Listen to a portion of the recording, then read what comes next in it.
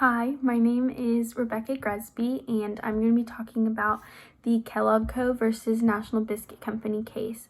So in this case, both of these companies were manufacturing and selling shredded wheat biscuits, both in a pillow-shaped form as they referred to them.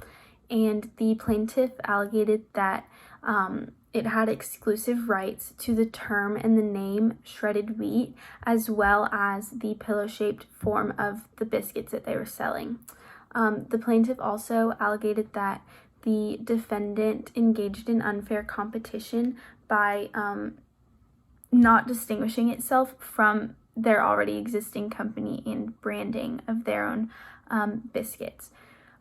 Basically because they were using the term shredded wheat and because they were making them in the same form, they were just like very similar to their already existing product. It did, however, concede that they did not have the exclusive right to make shredded wheat. So they admitted that part of it. But essentially, the term shredded wheat is a generic term in which the biscuits were previously boiled whole wheat and then formed into like a shape, and that was already known to the public. So I'll kind of dive deeper into that in a couple minutes. But the U.S. Supreme Court ended up hearing this case, and the issue was the question of, can the plaintiff appropriate the use of the words like shredded wheat and the form of the biscuits to only be their own, where no one else can use it.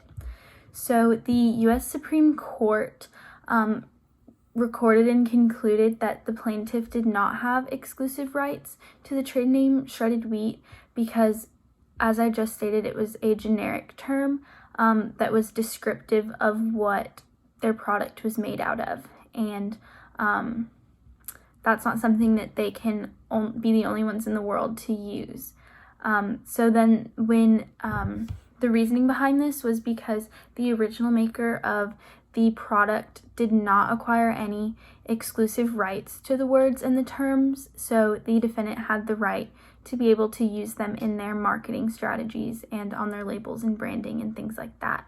So the plaintiff also did not have exclusive rights to sell shredded wheat in the form of a pillow-shaped biscuit because it was made under the basic patent, and when that design patent had expired, the form and name of it was up for public domain, so anyone could use it without infringing on anybody else's intellectual property. And so finally, the defendant did not unfairly compete with the plaintiff. It distinguished its product through the use of like their branding and labeling. So at the end of the day, they were not infringing on the plaintiff's marketing in their use of the word shredded wheat or the form of their biscuits. So yeah, thank you for watching. Bye.